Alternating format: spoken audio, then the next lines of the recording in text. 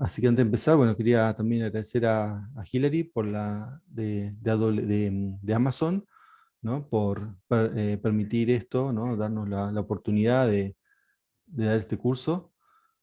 Así que bueno, muchas gracias, Hillary. Y bueno, después vamos a hablar. Así que creo que ya es el momento. Así que bueno, vamos a empezar. Lo que tengo que hacer es compartir pantalla. Bueno, empezamos con la clase 3. Acá clarificaciones de la clase anterior. Me parece que no hubo ninguna. Ya estuve revisando, no encontré nada como para destacar. Bien, la agenda, lo que tenemos hoy, FS, S3, bueno, todos estos servicios que están acá van a estar en este orden. Y bueno, es importante por lo que le decía con respecto a que hay servicios que usan los otros, ¿no? O sea, están de alguna manera integrados, dependen uno del otro. Bien, recuerden esto, pues en definitiva lo que estamos haciendo es ver este diagrama con más o menos cierto detalle. Una cosa, alguien preguntó el tema de los links, si van a estar los links, no se preocupen. Para los que están en el sistema de los créditos del CONICET, esto va a ir al Discord, y para los que no, se los doy a Hilary, que es quien, bueno, contacta al resto. Bien, empecemos entonces por FS. Antes de eso, sí, el objetivo total de hoy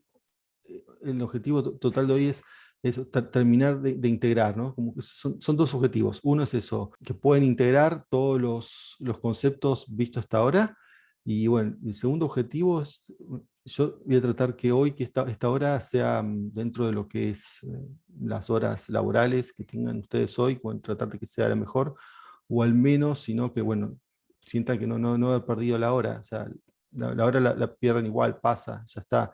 Pero que no sientan que fue una pérdida, ¿no? Sino una ganancia. Entonces empezamos con EFS, Elastic File System.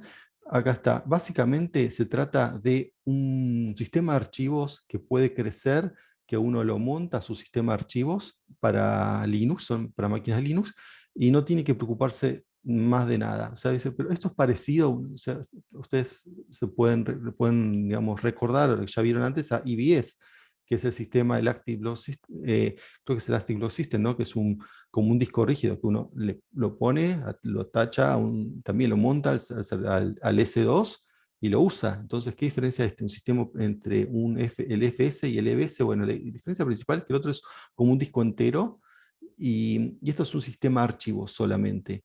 Entonces, tiene sus pros y sus contras, ¿no? Por lo pronto, el pro es que ya viene formateado y listo para usar. Y además no tiene límite de espacio, ¿no? O sea, a ver si acá dice, está el tema del espacio, no sé si no está acá, pero creo que dice scale, ¿no? Que se puede agrandar. El otro, si uno quiere cambiar el espacio, se puede, pero no es tan fácil, ¿no? Uno puede ampliar el espacio, tirar para la máquina, ampliar el espacio, volver, a veces el sistema operativo no lo reconoce. Bueno, y uno ya de por sí tiene una limitación, y va pagando, además va pagando por todo. Uno tiene 60, por ejemplo, en EBS, 60 GB, y aunque uno tenga 10 usados, paga los 60. ¿Por qué? Porque está reservado eso. Acá no, acá uno va pagando lo que usa. Para la misma cantidad de datos, EFS es más caro, tengan eso en cuenta, pero uno puede ahorrar, por eso que le digo que en el otro uno puede sacar de más. Acá uno nunca saca de más, uno lo va usando, lo monta y lo va usando. Por eso si se serverless, en el sentido que uno tiene que manejar nada. Y las desventajas por eso mínimas, quizás ese sistema de archivos, cuando uno tiene un Elastic Block System, EBS, lo que hace es formatea como quiere, ¿no? O sea, NTFS, eso uno, es su disco, según el sistema operativo y según los drivers que tenga, lo formatea. Acá no, ya está formateado. ¿Qué formato es? No sé, pero es un sistema compatible con Linux, obviamente, así que funciona. Entonces, para la gran mayoría de las cosas, el hecho que uno no lo pueda formatear no es un issue, ¿no? Un tema, un problema en absoluto. Pero bueno, esto es lo que uno tiene, y está bueno si uno quiere tener. Hay otra gran ventaja que tiene también, es que se pueden conectar de manera varios, cientos de máquinas al mismo FS. Eso con el disco, con el otro, con el EBS no se puede hacer. O sea, hay algunos EBS que permiten algunas cosas de más de una máquina con ciertas limitaciones. Esto ya está hecho para que se conecten varias máquinas juntas. Así que bueno, en ese aspecto es mejor. Bueno, ¿cómo se instala? Bueno, aquí está un driver que se llama Amazon EFS Utils, que en Red Hat o el Amazon Linux es un paquete, uno lo instala con el sistema de paquetes y listo. En cambio en Debian hay que bajarlo del repo, compilarlo y después instalarlo. Son unos pasos más, pero se hace sin problema. Y bueno, después se monta. ¿Cómo se monta? Bueno, depende también. Distintas variables, como uno lo quiera montar. Estas dos alternativas a mí me funcionaron, así que, bueno, las pueden usar, ¿no? Según qué tipo de sistema de archivos, cómo lo quieran, cómo quieren que se vea este tipo de archivo en el sistema operativo. Bien, eso es todo lo que hay que saber, o lo básico, para empezar con EFS. Ahora viene S3, que es uno de los temas centrales. De hecho, son los servicios más viejos, los primeros servicios que da Amazon. Y bueno, y este servicio se trata básicamente de storage o almacenamiento, ¿no? Se llama Simple Storage, los servicios de almacenamiento simple. Acá lo llaman como, o sea, un sistema llaman objetos a lo que se guarda, que básicamente son archivos, ¿eh? O sea, yo voy a usar el término de manera indistinta. Y bueno, el principal que tiene lo que se llama 99,99, muchos 9, 11 9 de durabilidad. Eso significa que, bueno, las posibilidades que se pierda un archivo, hay que tener muchísimos archivos para que después uno pueda perder uno, muchísimo, estamos hablando de cientos de miles, ¿no? Y ahí se pierda un archivo. Es una cosa muy, muy rara, ¿no? Pero puede pasar, obviamente. Entonces, por eso está el tema, ¿no? De ponerlo en más de una región y eso, pero ya este nivel de durabilidad es mayor que los requerimientos, ¿no? De cualquiera, o sea, no sé, se me ocurre alguna otra cosa, pero bueno, ellos siempre hagan backup. Bien, bueno, casos de usos, todos los que dice ahí, ¿no? Justamente backup también sirve, ¿no?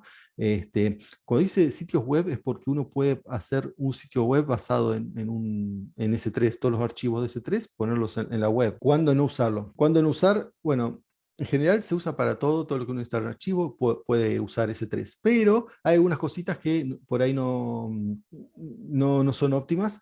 Por ejemplo, si uno tiene un programa que usa un archivo, lee del sistema operativo ese programa, y ese programa en sí ya está hecho, uno no puede decirle léelo de S3. Pues si yo estoy haciendo un programa, yo a mi programa le digo, bueno, hay librerías, ¿no? Bibliotecas de todos los lenguajes, básicamente, para conectarme a S3. Por ejemplo, como ya les conté, en Python está Boto3, entonces yo agarro Boto3 y me conecto y leo las cosas. Ahora, si yo estoy usando un programa que ya está hecho, yo no lo puedo cambiar, bueno, no voy a pulsar S3, al menos no de manera directa, ¿no? Porque yo puedo agarrar ese programa y antes de ejecutar ese programa, ejecutar otro que me traiga el archivo a un lugar donde el otro programa lo pueda leer. Así que sí, hay como manera que se pueden hacer puentes, ¿no? Y también, además de esto de los puentes, sí, bueno, siempre hay maneras, ¿no? de traer el archivo desde S3. Y por ahí una cosa no se puede usar, no sé, uno si tiene un sistema operativo y quiere que el sistema operativo bootee desde S3, no, esas cosas no se pueden hacer. Ahora, pero para lo que son correr software científico, la verdad que es dice, bueno, ¿dónde van los datos? Van a ir en un EBS, en un FS, en S3, una base de datos. Bueno, lo primero de pensar para mí es S3. Después sí, bueno, evidentemente hay cosas, depende del patrón de acceso a los datos, puede convenir la velocidad, que yo puede convenir otra cosa, ¿no? Pero como S3 para mí es como la primera opción. Después veo si hay cosas mejores, obviamente se usa. Bien, entonces, lo principal de BS, bueno, los datos, los archivos, objetos, en realidad se guardan en buckets. Los buckets son como si fuesen directorios, no son técnicamente directorios, pero como si, bueno, yo tengo un bucket, ¿no? Una carpeta y adentro van todos mis archivos. Después, no hay límite de número de archivos, uno pone lo que quiera ahí adentro. Ahora, si uno lo piensa en un directorio, en un sistema operativo, yo estoy, sea Windows, Linux, lo que sea, hay un límite práctico, cuántos archivos puedo tener. Por un montón de razones hay límites. Bueno, primero, obviamente, la capacidad de mi disco, por los inodes que hay reservados, y después también límites prácticos con respecto a que si yo después quiero hacer una operación con todos esos archivos y uso, no sé, asterisco y eso, se terminan generando internamente unos argumentos demasiado largos para ser procesados. Entonces, bueno, todas esas cosas no pasan con S3. Y después S3, otra cosa a tener en cuenta es que no tiene directorios. O sea, uno tiene el bucket y adentro pone todo, y está todo en un formato plano. Ahora sí, pero yo necesito separar por una cuestión lógica, administrativa, organizativa, en estos directorios. Bueno, hay algo que imita los directorios, que son hacer archivos, poner la barra bueno, y se ve como si fuesen directorios, pero en la práctica no lo son. ¿Eh? Después, otra cosa a tener en cuenta es el namespace, los buckets. O sea, el bucket de namespace significa, ¿no?, el nombre que le pongo, que yo a veces pongo cosas dentro de mi servicio. Yo generalmente nombro cosas y le puedo poner el nombre que quiera porque es un nombre dentro de mi servicio, es válido dentro de mi servicio. Mientras yo no lo haya nombrado así, no pasa nada. Pero no pasa eso en S3. En S3 importan los nombres que le hayan puesto otros, porque si otro puso un nombre a un bucket, ese nombre ya está reservado. Entonces yo no puedo usarlo. Entonces, bueno, una manera de nombrar cosas, pues claro, ya está. Si un montón de empresas usan S3, ya va a estar todo nombrado. Bueno, una manera es poner nombres con el dominio de uno. Entonces, poner su dominio, generalmente lo usa uno mismo, no sé, guión y el nombre, lo que quiera. Eso es un ejemplo, ¿no? O el nombre de la empresa, ¿no? Para poner el bucket, nombre de la empresa y algo, lo que quiera. Bueno, los objetos que se guardan tienen una clave que es el nombre, tiene un valor que son los datos, tiene un ID porque puede haber más de una versión del mismo objeto, eso lo vamos a ver ahora un ratito. Y o sea, cuando uno pone un sistema para que no se borren los datos, sino se vayan acumulando, entonces hay versiones. Y después se llama versioning. Y después están los metadata, datos sobre los datos, como por ejemplo típicamente el ser un checksum o un código para saber, para ver la integridad del dato, para corroborarla, ¿no? Bueno, y acá están los distintos tipos de S3, ¿no? Recién me preguntó con el tema del precio. Bueno, también varía según el tipo de S3 que uno use. Acá, o sea, yo digo S3 primero, todo lo que dije es general, sirve para todos, pero no todos los S3 son iguales. Está el S3, está el estándar, está, uno llama Intelligent Tiering y estándar IA es Infrequent Access, y después una zona infrecuente. O sea, fíjense que acá se puede separar en dos grandes grupos, estos cuatro y estos tres. Los tres son de Glacier. Y digamos, estos cuatro, los S3 normales, digamos, no Glacier, la diferencia principal es Infrequent Access y estándar. A ver, hay otras diferencias. Acá pueden ver que los parámetros son bastante parecidos. Tienen muchas cosas, hay cosas que son todos iguales. Pero bueno, hay algunas pequeñas diferencias. Entonces, esto es, digamos, la versión común, esta estándar que tiene todos los que le conté hasta ahora. Ahora, este tier lo que hace básicamente es moverse.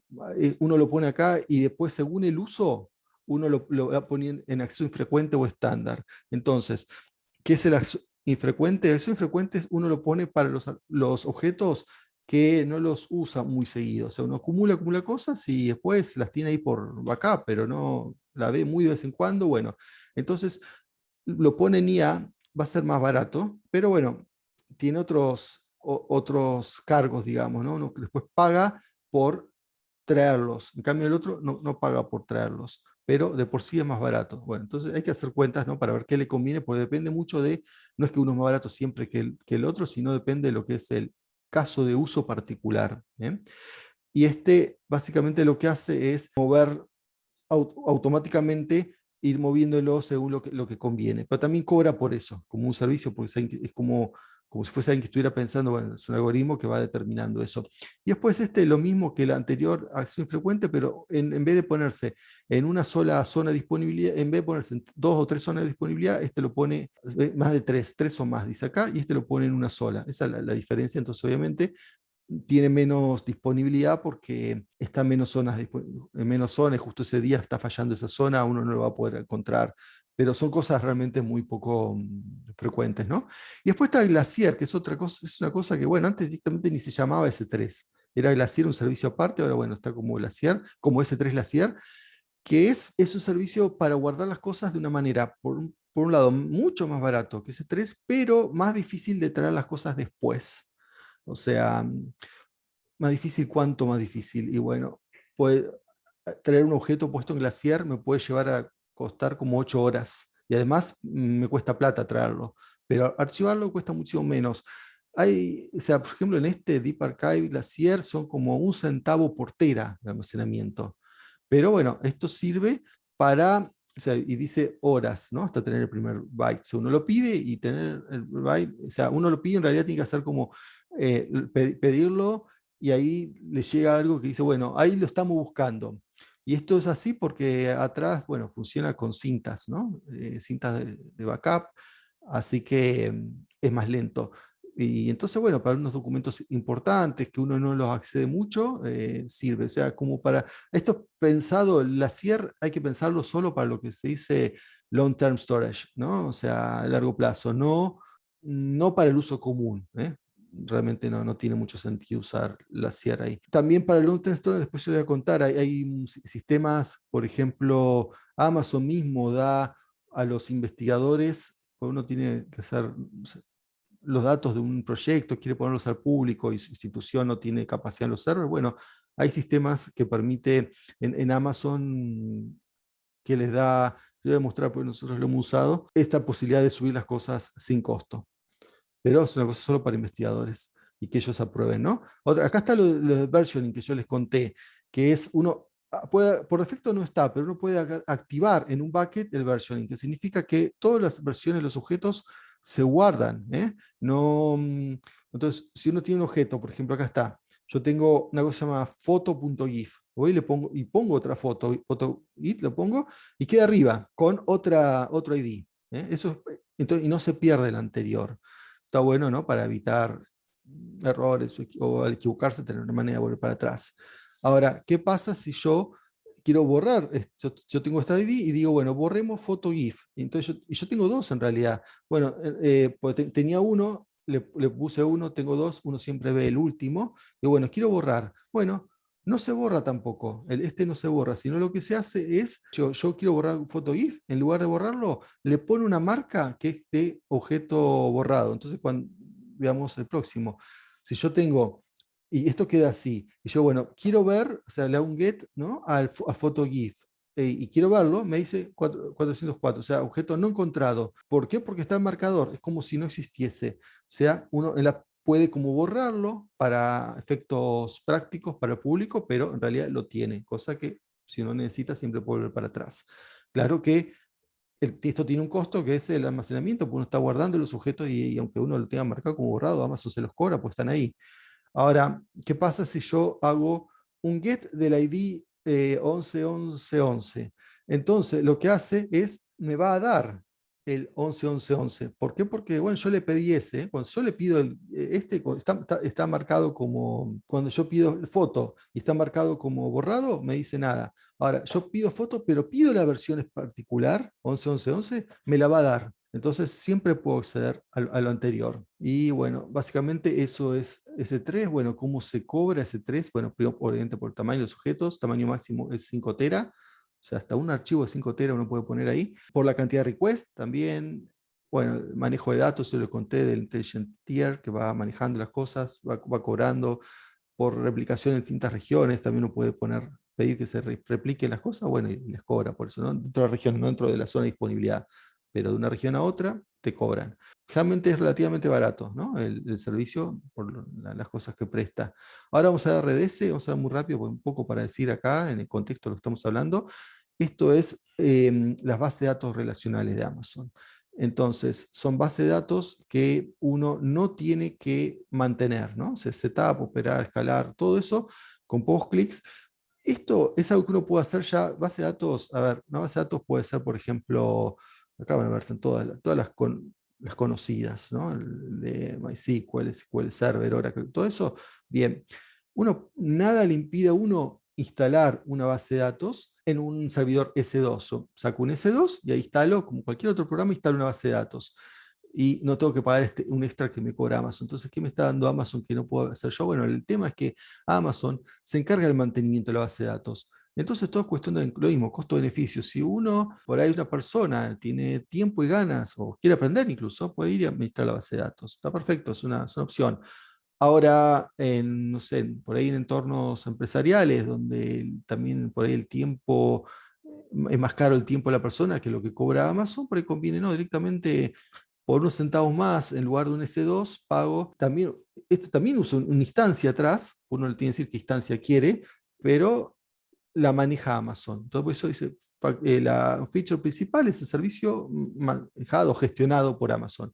Después tiene multi-AZ, que significa las zonas de disponibilidad, está en más de una zona de disponibilidad, eso sirve sobre todo para el tema de si le pasa a uno una zona de disponibilidad, los datos están en otra, y después los read réplicas es que hay más de una copia de la base de datos, lo pone uno, ¿no? Cuando lo setea, cosa de hacer que sea más rápido el acceso, porque si sabe, ¿no? Si hay muchas lecturas concurrentes o muchos selects con queries bastante complejas, eso carga el motor de la base de datos. Entonces, si uno tiene read réplicas, bueno, puede usar para una query, para otra base para la otra, y todo de manera transparente. Uno siempre va a obtener una cadena donde uno le va a pegar siempre a una sola, como si fuese una sola base de datos, pero por atrás funcionan varios. ¿Eso uno lo puede hacer en S2? Sí, pero tiene su complejidad y hay que saber hacerlo.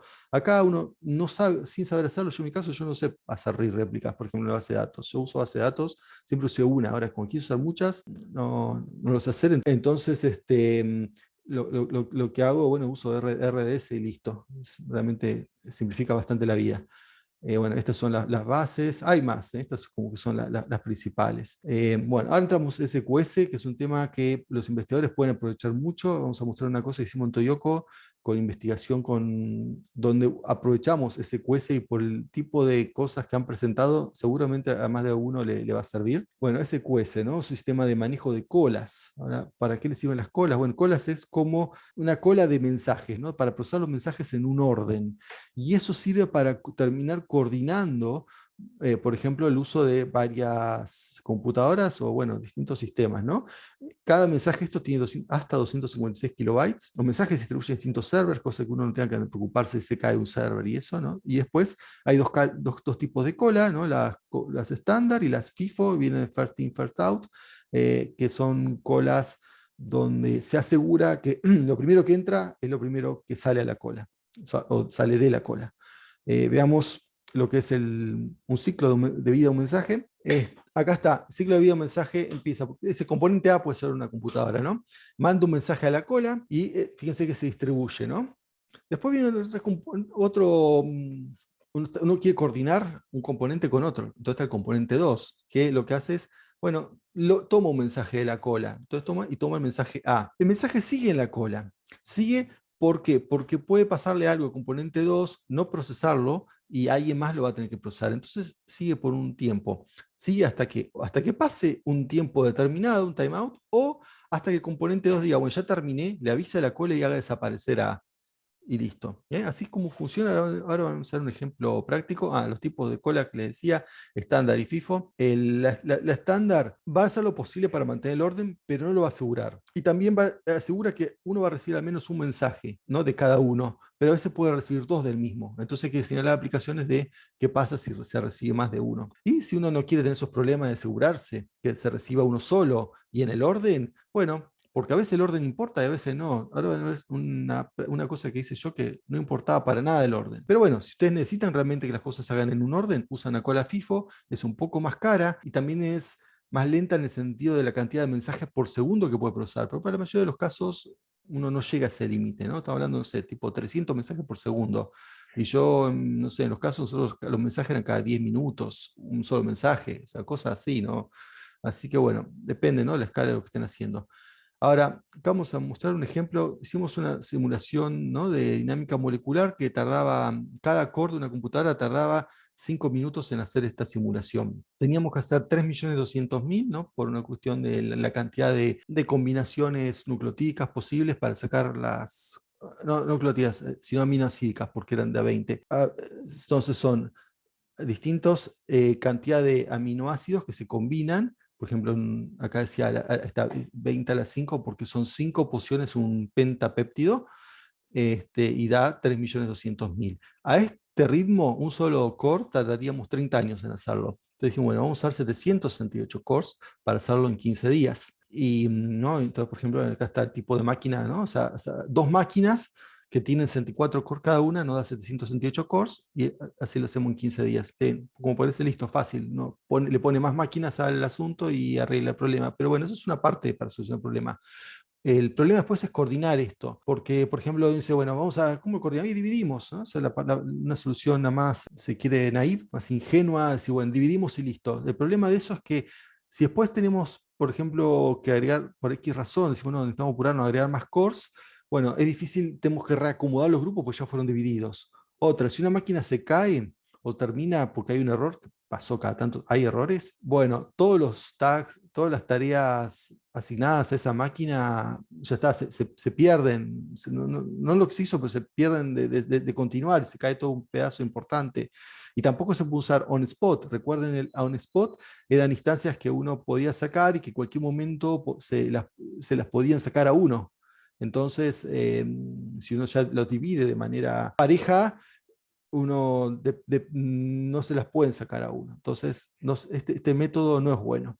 Entonces, ¿cuál es la solución SQS? Bueno, hicimos un programa, un generador, genera mensajes, que esos mensajes básicamente dicen, bueno, ¿qué es lo que tienen que hacer? Y esos mensajes van a la cola. Y después tenemos las máquinas, N máquinas, que lo que hacen es, hacen request, piden, a ver, van a la cola y dicen, a ver, hay algo para mí, dámelo. Lo lee, ¿no? Y recibe el mensaje. Entonces empieza a procesar con eso. Y lo hace varias porque esa máquina, por ejemplo, tiene unos 64 procesadores, puede agarrar y pedir a la vez hacer 64 requests y recibir 64 mensajes, empezar a trabajar y cuando termina de hacer lo que tenga que hacer, le avisa a la cola, listo, saca esto de la cola porque ya terminé. Ahora, si se hubiese, lo que dije, el problema anterior, ¿no? Acá está el problema, ¿qué pasa si una máquina tiene un error? Bueno, si una máquina tiene un error de estas, o un proceso tiene un error, no la máquina entera, pero cualquier proceso que tenga un error, lo que va a pasar es que ese mensaje que se tomó de la cola y tuvo el error significa que la máquina, ese proceso no sigue funcionando, no hace nada más. Entonces va a pasar un tiempo, ese timeout que teníamos, acá lo puse como a 12 horas, no, un poco menos, un par de horas, porque por las dudas. Entonces, si en un par de horas ese mensaje no volvió, vuelve a aparecer en la cola y lo va a tomar otro. Entonces, como que de esa manera solo se autodistribuyen las tareas. Bien, otra cosa es, bueno, primero, ¿cómo implementar la cola? Bueno, hay que crear una cola, poner los parámetros, llenarla con los mensajes, que fue lo que hizo con el generador acá. Un programa con un script que consuma esos mensajes y cuando la tarea está terminada, ¿no? O sea, cada tarea está terminada, el mensaje debe ser borrado. O sea, uno le dice, ¿no? Para que no vuelva a la cola. Ahora, ¿qué pasa también con eso son los inputs, ¿no? O sea, la entrada del programa. Ahora, ¿qué pasa con los outputs, ¿no? También, el problema, si uno guarda todo localmente, bueno, hay que hacer pasos para después ir y recolectar los resultados. No se puede usar las instancias de spot y, o sea, hay riesgo de pérdida de datos. Entonces, para una solución es usar S3 o Dynamo, no les hablé de Dynamo, así que les hablo primero de S3, o sea, básicamente decir, bueno, uno termina, procesa los archivos y los sube a S3, todos a un bucket, van todos al bucket y listo, se soluciona el problema, si a una máquina desaparece, el archivo quedó en el bucket. Ahora, y lo otro es el tema de Dynamo, bueno, Dynamo no les conté, es una base de datos no relacional que se usa para cosas que tengan clave valor, o sea, datos básicamente en formato JSON. Si el output del programa que uno genera es apropiado para JSON, uno lo puede poner en DynamoDB.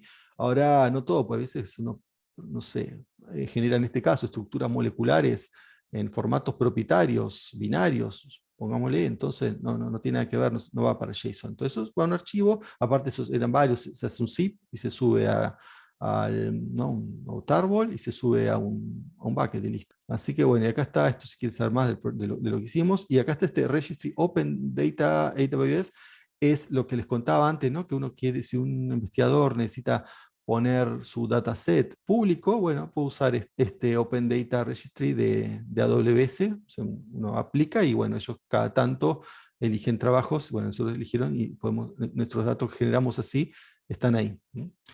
Bueno, ahora sí, Batch, una de las cosas más importantes y más integradoras de todo, ¿no? de todo lo que venimos hasta acá.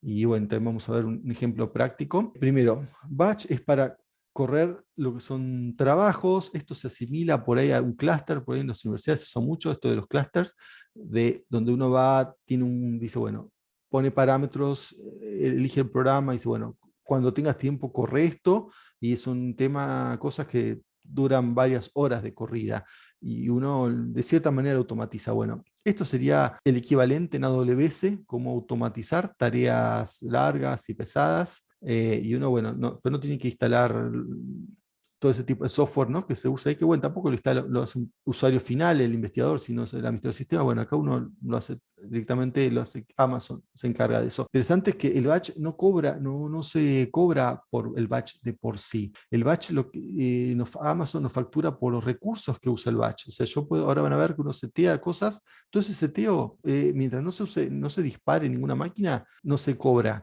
Ahora, en el momento que uno manda una tarea, esa tarea hace que se cree una máquina y esa máquina se empiece a ejecutar, bueno, ese tiempo de ejecución, obviamente, eso sí lo va a cobrar Amazon.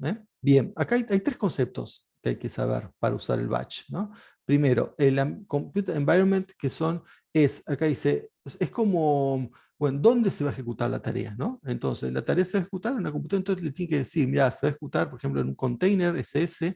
Estas tareas, no lo dije acá, tendría que ponerlo, me parece que no está, a ver, no lo veo. Pero esto se usa para containers, o sea, para, por ejemplo, Docker, un Docker container, entonces uno necesita la máquina donde va a correr ese container. Entonces, pues un SS, pero también están las máquinas que vienen que usa, les conté antes, Fargate. Entonces, con Fargate es como es una máquina que uno no administra absolutamente nada. O sea, directamente es Amazon, pone su Fargate y adentro uno pone nuestro container. Container sí, o uno lo puede usar un container hecho de Docker Hub, por ejemplo, o alguno de esos, o uno propio. Uno a veces conviene hacerse su container con todo listo. Y que dice, pues yo uso el container de un tercero, ¿dónde pongo mi tarea en sí? Bueno, ahora van a ver cómo uno puede poner una tarea. O, digamos, hay varias maneras de activar esto, ¿no? Como todo, no hay una sola manera correcta. Entonces, la tarea puede estar en el container, uno hace su propio container con la tarea, o uno usa un container genérico y a través de AWS le da la tarea. Otra manera, uno puede hacer esto usar, en vez de un Fargate, usar S2, y ese S2 usar una AMI y que esté todo en esa AMI, o sea, algunas cosas estén ahí, o sea, hay varias combinaciones posibles. Bien, después tenemos las colas. Esto es parecido al anterior, la otra eran colas de mensaje, estas son colas de estos de trabajos, ¿no? Entonces, uno tiene una cola de trabajo porque esto no es para hacer una sola, o sea, lo puedo usar para una sola cosa, pero lo normal es que uno tenga varias tareas, entonces, bueno, tienen que ir a una cola. Y esa cola está conectada, o sea, esa cola como está, termina en un computer environment, en una computadora. O sea, esa cola va a ir a ese computer environment, o a uno o más. Después, la definición del trabajo. Esos son los parámetros para ejecutar la tarea. Eso es el show definition. Y bueno, esto depende también de cada tarea. Uno, en el show definition le pone, bueno, yo quiero correr tal cosa en tal cola y listo, o sea, y tal computer environment si corresponde, y los parámetros, ¿no? Cada show definition después uno la ejecuta. Ahora por ahí lo van a entender cuando lo vean. Ahora sí, voy a ir ya mismo. Bueno, les voy a contar qué tarea hice acá. Para practicar, yo quiero hacer algo que se ejecute rápido. Bueno, por un lado por el costo, pero por otro porque es algo que tengo que empezar y terminar durante esta charla, ¿no? O sea, yo he corrido tareas que han tardado casi una semana. O sea, quiero decir que esto es para cosas pesadas. Ahora va a ser una cosa que va a durar ni un minuto, pero bueno, es para hacerlo dentro de esta demo. Básicamente, lo que hice es un container, toma datos de Genebank, de una secuencia en Genebank que está en S3, o sea, en realidad toma todas las secuencias que están en un bucket en particular de Genebank, o sea, un bucket que yo le pongo qué bucket es, y lo que hace es convertirla a formato FASTA, o sea, es una tarea típica en bioinformática. ¿Dónde está eso? Me olvidé mostrar acá en el GitHub. Esto sería el GitHub, creo que acá, Cloud Scripts. Este es público, así que lo van a poder ver. Esto sería, bueno, hice un Docker para eso, que es este GB2FA. Entonces, primero hay que hacer el Docker, ¿no? El Docker acá se hace a través de este archivo. O sea, el Docker ya lo hice. Compilando este archivo me genera un Docker que tiene Python, Boto3 y BioPython. Y me copia el archivo ese index, que es el que tiene la tarea en sí. Ahora se los muestro. Acá está, ¿ven? Es esto nada más. Básicamente pide una variable entorno, se llama input bucket. En esa variable entorno le cargo cuál es el bucket. Y uso ese bucket, lee todos los sujetos y después lo que hace es pasarlo de Gymbank a FASTA. Bueno, y borra los archivos y los vuelve a subir al bucket. ¿Qué bucket vamos a usar? Yo ya tengo este bucket acá. También es un bucket público, ya B4Bio, que son datos de secuencias asociadas a un libro de bioinformática. Entonces acá hay un solo archivo .gb, ¿no? Porque va a buscar los archivos GB. Este archivo GB es un archivo, puede ver, tiene 30K, pues es en formato Gymbank y lo va a pasar a FASTA. Lo va a pasar usando esto, esto recuerden que ya está con el Dockerfile, está metido en Docker. Y este Docker también lo podemos ver. Entonces sería, acá está, a ver, Docker Run, vamos a ver, creo que es Hub, ahí está, Docker, entro a mi Docker y acá están esto es, como pueden ver, este Docker ya está, es público, ¿no? Cualquiera puede hacer un pull de este Docker. Bien, ahora, todo esto cómo se integra en el batch. Bien, vamos entonces al batch. Acá está. Este es el dashboard. Acá lo que hago es mirar el estado de mis batch que estén corriendo. Bueno, en este momento no hay ninguno corriendo, pero voy a correr uno. Lo que se ve acá sí se ve lo que corrieron. Yo hice, por ejemplo, 11 intentos fallidos hasta uno que funcionó. Y uno tiene acá los que le decía, lo importante es esto, yo les conté del compute environment, las colas y las definiciones, y después están los trabajos en sí. Entonces, esto uno lo empieza seteando de abajo hacia arriba. Primero se necesita el compute environment, yo ya hice uno, que se llama GNOME, que es un ambiente de computación básicamente que el único que digo es bueno, que tenga hasta 4 CPU, pues no necesito más que eso. Después, o sea, tengo un solo compute environment. Sobre colas tengo una sola que la llamé Autobahn y lo que acá uno le pone básicamente es la prioridad de esta cola. Y también la linké a Compute Environment. Y les decía la prioridad, ¿por qué? Porque uno pone un número de prioridad, el número más alto tiene más prioridad. Entonces puede tener colas con distintas prioridades, entonces según la apuro que tenga, uno lo pone en colas de más o menor prioridad. Y esto tiene que ver después con la disponibilidad de los recursos en Amazon, cómo se van a ejecutar. Entonces yo tengo un computer environment, una cola, y ahora veamos las definiciones de trabajo. Bueno, las definiciones, básicamente en realidad es una sola, que lo único que tiene son revisiones, ¿no? Pues hasta que me salió bien le hice varias cosas. Yo creo que podría, sí, yo puedo, por ejemplo, para no confundirme esta, no sé, vamos a borrar, no sé, la segunda, por ejemplo, yo puedo del registro y es como, en términos prácticos, borrarla, sí. Yo la verdad tendría que hacer es haber borrado todas las anteriores, las que no voy a usar. Pues ya sé que voy a usar esta, que es la que funciona, ¿no? Entonces, estas son las definiciones de trabajo. Vamos a ver qué consiste una definición de trabajo. Fíjense, una definición de trabajo lo que tiene es, por ejemplo, bueno, un timeout que es hasta cuánto tiempo el trabajo espera ejecutarse. Por ejemplo, acá son 10 tan segundos, ¿no? Entonces serían 10 minutos. Más de eso que la corte porque no quiero gastar más que eso. Aparte ya sé que va a ser menos. Y después viene lo que es, bueno, en este caso particular, ¿cuánto voy a usar? Bueno, 2 GB, un CPU, ¿no? O sea, un core, digamos, o un hilo de ejecución. Y acá está el comando. El comando es, acá uno pone el comando cuando uno hace una definición de trabajo. Fíjense que en el comando no hay nada. Esto está en formato JSON y está corchete vacío, significa nada. Ahora, entonces, si no hay un comando, ¿cómo sabe lo que tiene que hacer? Bueno, eso es parte de esto, de que el comando ya viene incluido en el Docker. O sea, en la imagen del Docker ya está el comando. Eso no todos los Dockers lo tienen. Y si lo tiene, uno puede hacer override, ¿no? O sea, uno pone el suyo y listo, lo pasa por arriba. Pero hay cosas que dice, hay Docker que tiene solamente un software, pero no tiene un comando ya. El comando vendría a ser bien como el init de Windows, esas cosas que uno prende la máquina y algo se hace solo. Bueno, ese es el comando. Acá yo ya le puse un comando. O sea, esto significa que, bueno, cuando haga después de todo esto, cuando se ejecute, corra Python index, ¿no? Entonces ya sabe lo que tiene que hacer. Ahora, a veces uno se baja, es muy normal bajarse un Docker que no tenga comando y uno le pone su comando. Eso es lo que yo les decía al principio, que bueno, uno puede de alguna manera configurar esto. Entonces uno le pone el comando, voy a hacer change of definitions, voy a crear para mostrarle nada más, no single, y acá está. Uno nombre, el timeout, y acá está, si uno usa Fargate OS2, también, ojo con esto, asignar IP pública. Acá no está puesto. Realmente uno necesita un IP, pero por ejemplo en mi caso yo necesitaba conectarme con S3 y bueno, necesitaba una IP para eso. Sí, me parece que era para eso que lo necesité. En realidad yo después también quería usar una cosa que se llama el register. Bueno, distintas cosas a veces uno puede necesitarlo, ten cuidado. Y acá está el comando, ¿ven? Uno pone un comando y después lo traduce a JSON. Esto lo usa solo. O uno lo pone en JSON directamente, que yo como uno quiere. Acá está el comando pero que en mi caso yo lo borré porque no necesitaba. ¿Ven? Y acá uno sigue poniendo todas las cosas. E importante también a veces es, mount points es si uno quiere conectarlo a un EBS, puede necesitar algo en un disco. Y después, ¿dónde está? Acá está también puede ser importante a veces, variables de entorno. En mi caso yo uso variables de entorno porque necesito el programa, ¿cómo sabe qué input tomar? En este caso el input es el bucket. ¿Cómo sabe que tiene que leer ese bucket y no otro? Bueno, porque está en una variable de entorno, entonces yo la puse. Bueno, volvemos a las definiciones del trabajo, entonces voy acá a la 10, que es la última, la que me interesa. Yo lo que puedo hacer ahora para ejecutarla, hay dos maneras.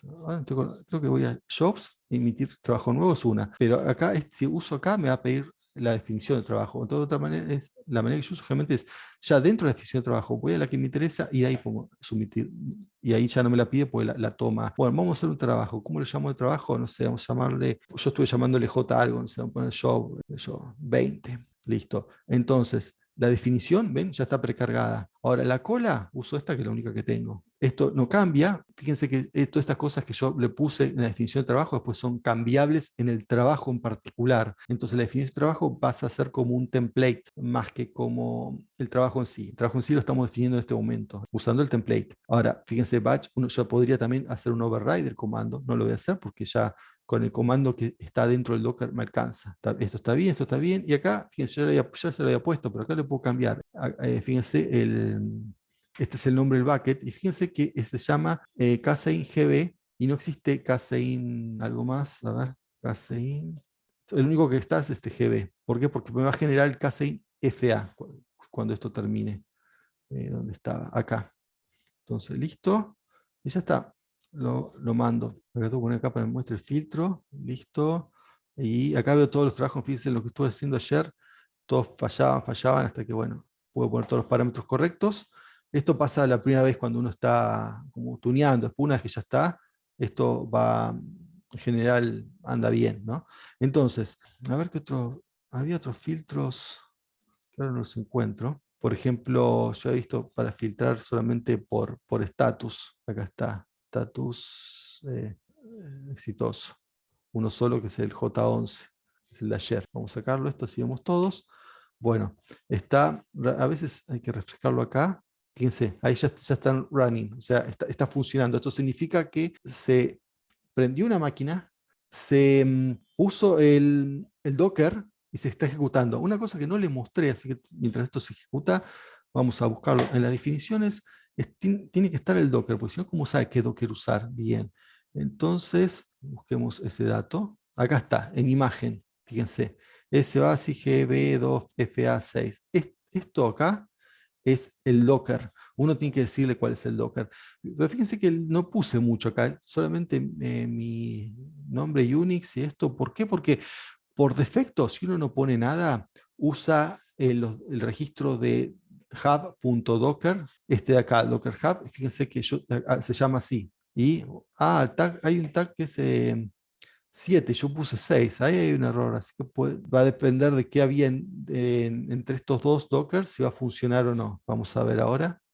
Bueno, funcionó porque, bueno, porque la versión 6 también está bien, por ahí cosas no necesariamente tiene que usar la última para funcionar. Yo la última me acuerdo que hice alguna limpieza de cosas para que sea más presentable, pero, pero bueno, funciona también con la 6. Ahora uno quiere ver, hay una cosa importante también, ¿qué pasa cuando no funciona, no?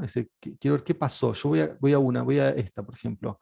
Importante acá es ver, me dice, la razón, ¿por qué esa razón? Bueno, porque salió el status, salió, terminó. Entonces yo voy acá y veo cuál fue el error. Lo que me va a llevar es al CloudWatch, y bueno, y en el CloudWatch son los logs, y acá voy a ver el log exactamente, bueno, qué pasó, bueno, eso, en el contexto de lo que uno está haciendo, lo puede entender esto. Entonces, eso fue la versión que falló. Vamos a ver la versión, esta, la que salió bien. También dice lo mismo, vemos los logs, si tiene algo importante para ver, ¿no? Porque, bueno, cuando funciona bien no muestra nada. Ahora, una manera que hubo es ver si hizo su trabajo. Entonces voy acá, vamos a refrescar, ve que 28 objetos, refresco ahora 29. ¿Por qué? Porque está este objeto, casing.fa, ¿ven? Que es la versión FASTA, que es más chica, porque no tiene un montón de datos que tiene la versión de Shinban. Fíjense, y está la fecha de esta, esta es la fecha de cuando puse y esta fecha es de ahora, y esta es la hora local mía. Así que con eso veo que se hizo el trabajo bien. Hay preguntas si los jobs para batch se manda manualmente o puede haber triggers. Sí, puede haber triggers, esos triggers que se disparen de otra manera que no sea yendo a esto, sí, porque yo no me acuerdo exactamente cómo se activa el trigger. Una manera segura de trigger es justamente lo que le voy a mostrar ahora en lo que sigue, que es el Steps Functions. Ahí uno tiene un trigger con un programa cómo correr batch. Esa es una manera con Step Functions. Sé que hay otras. O sea, imagínense que no sé, un lambda que tiene 10 millones de triggers, al lambda le puede decir desde el lambda correr un Step Function, correr un batch, porque los batch, yo le mostré esta es la manera fácil, ¿no? Porque uno va acá y sumitir trabajo nuevo y, ¿no? Acá y sumitir trabajo nuevo y lo hace. Esto también se hace de línea de comando, entonces uno puede hacer un trigger, cualquier cosa que uno puede hacer que después genera una línea de comando, termina ejecutando un batch. Hay maneras. Una vez que uno tiene acceso a la línea de comando y esa línea de comando la puede hacer un trigger de cualquier lado, porque bueno, así como está SQS, está SMS, hay un sistema de mensajes. Uno puede hacer algo reactivo, un mensaje que esté chequeando mensajes y después en base a eso hace vía línea de comando, o sea, la AWS Command Line, simplemente ejecutar una de estas tareas y además ejecutar la tarea y ponerle y en un JSON van todos los datos. Eso, ¿cómo se hace? Bueno, tiene mucha relación con lo que vamos a ver ahora, que es la última parte, que son step functions. Step functions, yo le puse otro nombre porque tiene otro nombre, se dice de manera indistinta. También state machines, state machines y step functions, es lo mismo. Bueno, ¿qué es esto? Vamos a ponerlo en modo slideshow. La step function. Bueno, acá dice low code visual workflow service, o sea, low code más o menos. O sea, low code está bien en el sentido que no es un código normal, es un código JSON. Ahora creo que hay otro formato, pero bueno, yo lo hago en modo JSON, donde uno automatiza procesos, ¿no? De cualquier tipo.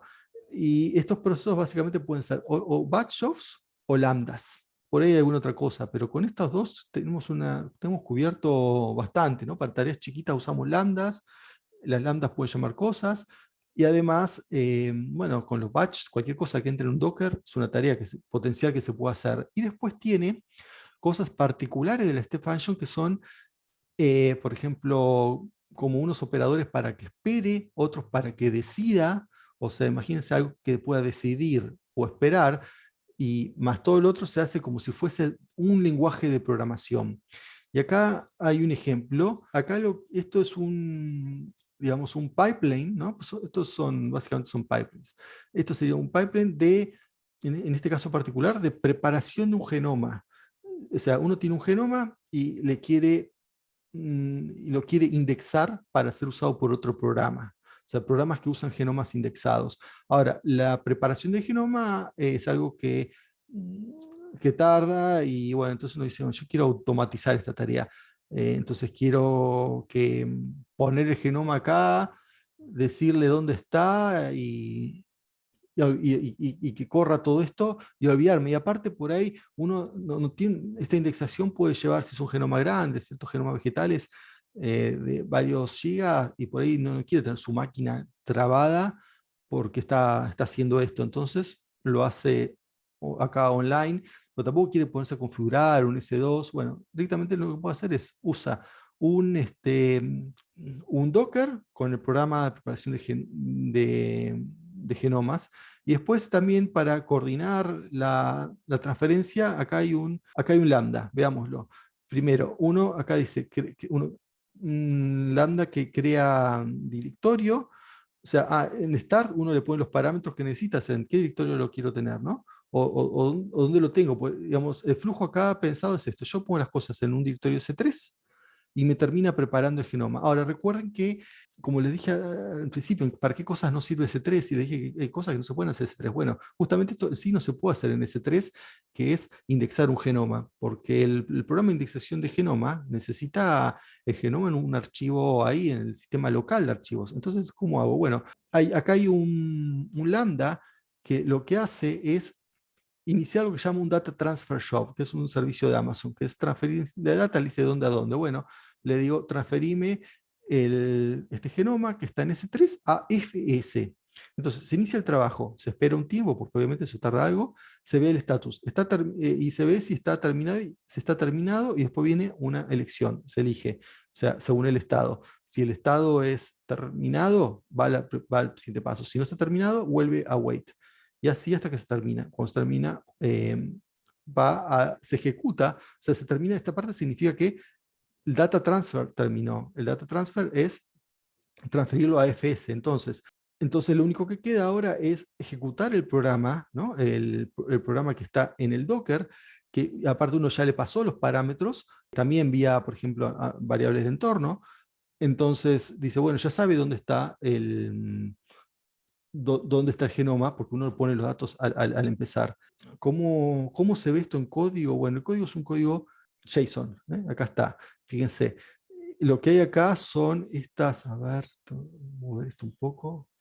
Acá está. Son estados, ¿no? Entonces, un estado se llama create dir, otro init dt show, wait, check status, bueno, todas las cosas que vimos antes. Voy a ver. Ya está.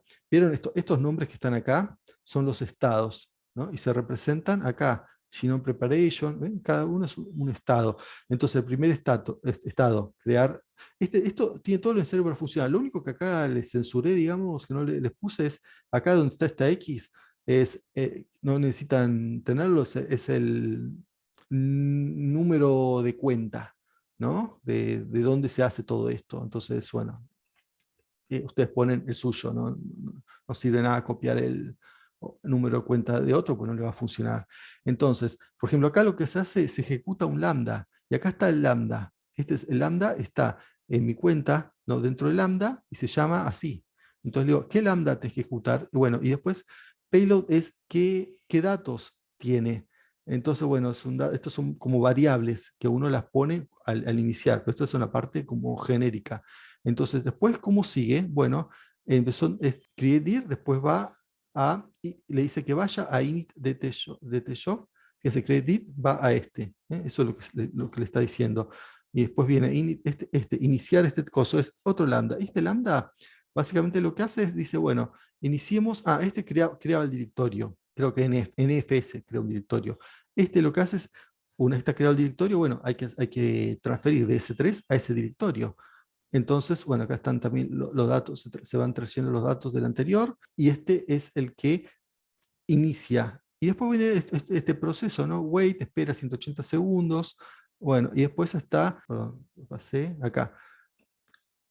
Este se llama check status, que check status en realidad es otro lambda, corre una función, se llama check if done, entonces, fíjense, check status corre algo, y ese algo también genera una respuesta, y esa respuesta va a este choices, y bueno, y según lo que hace, es a dónde va. Puede ser wait o genome preparation.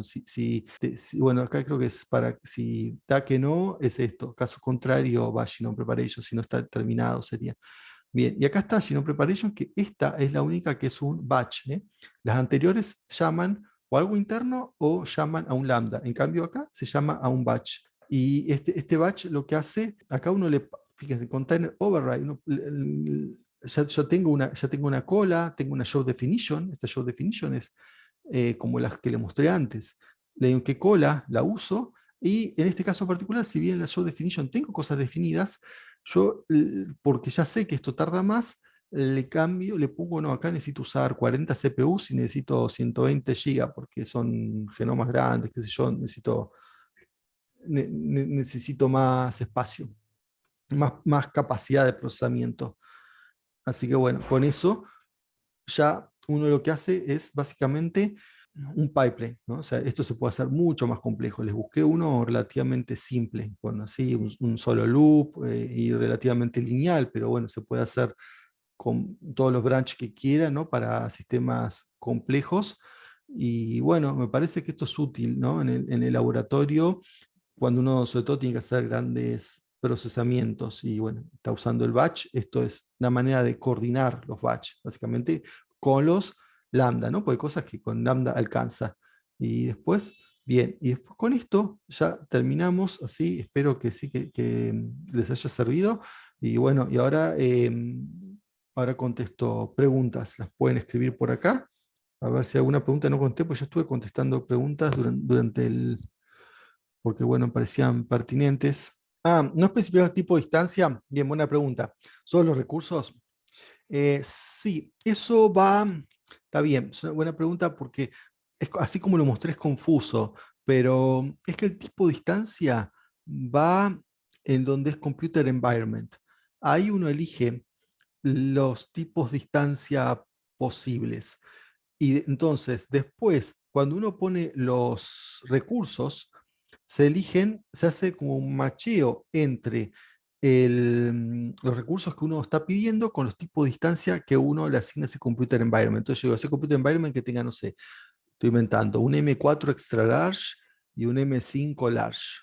Y después le digo, dame uno de CPU, dame uno 20, entonces va a usar el extra large de ahí.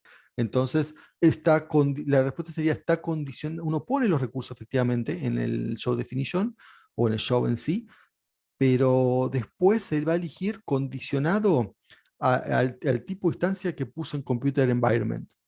Salvo que tengo en Computer Environment una cosa que dice óptima, entonces ya uno le da más permiso de buscar la mejor de lo que sea de todos para dentro de esa, dentro de las especificaciones. Pero si uno no pone óptima, pone tipos y no puede elegir n, o sea, no hay un número, ¿no? Fijo, uno pone varios tipos dentro de lo que uno considera que le sirve o el presupuesto que tiene. Entonces va y pone, si yo no quiero salirme de este rango, le pongo óptimo porque por ahí sí me va a poner una supercomputadora y que después no la puedo pagar. Entonces uno pone 3 o 4 que más o menos sabe dentro del rango que uno se maneja y después, bueno, cuando le pone los recursos, va a elegir de ahí, según el Computer Environment. Así que bueno, a ver si hay alguna otra pregunta. Bueno, me parece que no. Así que bueno, sepan, esto va a estar disponible hoy hasta la próxima, no va a haber próxima a menos que bueno, con Hillary arreglemos alguna otra más y no porque haya demanda. O sea, si ustedes tienen demanda de algo en particular, porque yo entiendo que esto fue muy rápido. A propósito, si no, no podemos poner tantos temas en 3 horas. Así que, pero bueno, es un trade-off, ¿no? Metemos muchos temas, pero cada tema no está para nada profundizado, pero yo creo que le sirve para sacarse dudas y saber qué cosas usar.